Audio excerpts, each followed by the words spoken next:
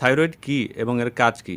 Thyroid হলো গলার সামনের দিকে অবস্থিত একটি ছোট অন্তঃক্ষরা গ্রন্থি, যা আমাদের শরীরে অনেক গুরুত্বপূর্ণ কাজ নিয়ন্ত্রণ করে, যেমন শারীরিক বৃদ্ধি, মস্তিষ্কের বিকাশ, প্রজনন স্বাস্থ্য, বিপাকক্রিয়া, অর্থাৎ দেহ কীভাবে শক্তি ব্যবহার করে, সেটাই হলো বিপাকক্রিয়া।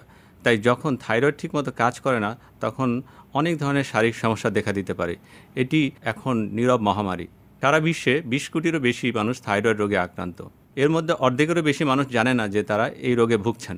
বাংলাদেশের একটি গবেষণা দেখা গিয়েছে প্রায় ২০% মানুষ, অর্থাৎ প্রতি ৫ জনে একজন কোনো না কোনোভাবে থাইরয়েড রোগে আক্রান্ত। কারা বেশি ঝুঁকিতে? নারীরা এবং শিশুরা। নারীরা, বিশেষ করে গর্ভাবস্থায়। একটি গবেষণা দেখা গিয়েছে গর্ভাবস্থায় প্রথম দিকে ২৫.৮% নারী থাইরয়েড সমস্যা আক্রান্ত হন। শিশুরা ঝুঁকিতে থাকেন, বিশেষ করে জন্মের পরপর যে থাইরয়েড রোগ হয় তাকে কনজেনিটাল হাইপোথাইরয়েডিজম বলে। এই রোগ হলে মানসিক প্রতিবন্ধকতা হতে পারে, তবে এটি প্রতিরোধযোগ্য যদি সময় মতো ধরা পড়ে। থাইরয়েড রোগের ধরনসমূহ। প্রধানত থাইরয়েড রোগ দুই ধরনের। প্রথম হাইপোথাইরয়েডিজম, দ্বিতীয় হাইপারথাইরয়েডিজম। এছাড়াও আরও ৩ ধরনের থাইরয়েড রোগ আছে, যেমন গয়েটার, নোডিউল, থাইরয়েড ক্যান্সার এবং কনজেনিটাল হাইপোথাইরয়েডিজম। প্রথম যে ধরন আছে হাইপোথাইরয়েডিজম, মানে থাইরয়েড গ্ল্যান্ডের অকার্যকারিতা। এতে ক্লান্তি, ওজন বৃদ্ধি, বিষণ্ণতা প্রকাশ পেতে পারে। হাইপারথাইরয়েডিজম এই রোগে উদ্বেগ, বুক ধড়ফড়, ওজন হ্রাস ইত্যাদি অসুবিধা বা উপসর্গ দেখা দিতে পারে। গয়েটার হলো গলার সামনে ফুলে যাওয়া, সাধারণত আয়োডিনের ঘাটতির কারণে হয়। নোডুল বা থাইরয়েড ক্যান্সার প্রায়শই নীরব, স্ক্রিনিং ছাড়া ধরা পড়ে না। আর কনজেনিটাল হাইপোথাইরয়েডিজম শিশুর মানসিক বিকাশে বাধা সৃষ্টি করে। থাইরয়েড সমস্যার কারণ জেনে নিই এবার আমরা। বাংলাদেশে এই রোগের প্রধান কারণ আয়োডিনের ঘাটতি। অন্যান্য কারণসমূহ পারিবারিক ইতিহাস বা জেনেটিক ফ্যাক্টর, অটোইমিউন ডিসঅর্ডার, বয়স বেশি হলে, পরিবেশ দূষণ যেমন প্লাস্টিক পাত্র অতি ব্যবহার একটি অন্যতম কারণ। ১৯৯৩ সাল থেকে আয়োডিনযুক্ত লবণ ব্যবহারে গয়টার কমলেও এখনও প্রায় ১/৩ নারী ও শিশু আয়োডিন ঘাটতির ঝুঁকিতে রয়েছেন। তাহলে আমরা কিভাবে রোগ নির্ণয় করব? টিএসএস এপটিফোন নামক রক্ত পরীক্ষার মাধ্যমে এই রোগ সহজেই নির্ণয় করা যায়। এছাড়াও ক্ষেত্র বিশেষে আলট্রাসোনোগ্রাম নামক একটি পরীক্ষার দরকার হতে পারে, যেটা জেলা উপজেলা সব জায়গায় করা সম্ভব। এবার আসি কৃত্রিম বুদ্ধিমত্তা বা আর্টিফিশিয়াল ইন্টেলিজেন্স কীভাবে সহায়তা করছে থাইরয়েড চিকিৎসায়।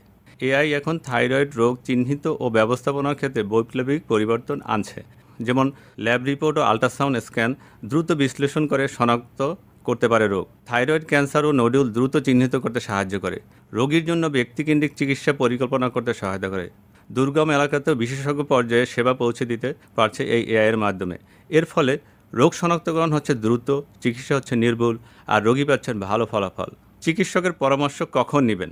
হঠাৎ ওজন বেড়ে যাওয়া বা কমে যাওয়া, অতিরিক্ত ক্লান্তি বা উদ্বেগ, অনেক সময় মাসিক অনিয়ম হয়, গলা ফোলা, শিশু বিকাশের বিলম্ব, এগুলো সাধারণত প্রধান লক্ষণ। এছাড়াও আরও অনেক লক্ষণ আছে। এই উপসর্গ অবহেলা করবেন না, খুব দ্রুত চিকিৎসকের পরামর্শ নিন। চিকিৎসার উপায়। প্রাথমিক চিকিৎসা: আয়োডিনযুক্ত লবণ ব্যবহার করা। হাইপোথাইরয়েডিজম এর জন্য থাইরোক্সিন ট্যাবলেট ব্যবহার করা যেতে পারে। হাইপারথাইরয়েডিজমের ক্ষেত্রে চিকিৎসক অনেক সময় কার্বিমাজল জাতীয় ওষুধ বা বিটা ব্লকার বা অনেক সময় অপারেশনের প্রয়োজন হতে পারে। সার্জারি। উন্নত চিকিৎসা। সার্জারির বিকল্প হিসাবে রেডিও ফ্রিকোয়েন্সি অ্যাবলেশন, মানে বিনা অপারেশনে থাইরয়েড টিউমার অপসারণ এখন বাংলাদেশেই সম্ভব। এছাড়াও আছে radio active iodine therapy, thyroid ক্যান্সারের জন্য টার্গেটেড থেরাপি ও সার্জারি। নবজাতকের স্ক্রিনিং প্রোগ্রাম, এটি অত্যন্ত জরুরি। থাইরয়েড রোগ প্রতিরোধে করণীয়: প্রতিদিন আয়োডিনযুক্ত লবণ ব্যবহার করুন। গর্ভাবস্থায় থাইরয়েড পরীক্ষা করুন।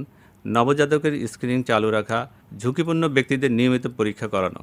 থাইরয়েড সংক্রান্ত যে কোনো সমস্যায় যোগাযোগ করুন উপজেলা স্বাস্থ্য কমপ্লেক্স, জেলা হাসপাতাল, মেডিকেল কলেজ হাসপাতালের এন্ডোক্রাইনোলজি বিভাগ, বিশেষায়িত হাসপাতালগুলো। এছাড়া তথ্য ও সহায়তার জন্য জাতীয় স্বাস্থ্য হটলাইন ১/৬২৬৩ অথবা ওয়েবসাইট www.drmkazad.com দেখতে পারেন। সর্বশেষে বলতে চাই, থাইরয়েড রোগ যেমন সাধারণ তেমনি নীরব। তবে এখন কৃত্রিম বুদ্ধিমত্তার সহায়তায় রোগ নির্ণয় হচ্ছে সহজ ও দ্রুত। চিকিৎসা হচ্ছে আরও কার্যকর। মনে রাখুন, এবারের বার্তা: থাইরয়েড রোগ ও কৃত্রিম বুদ্ধিমত্তা, উন্নত সেবার জন্য উদ্ভাবন।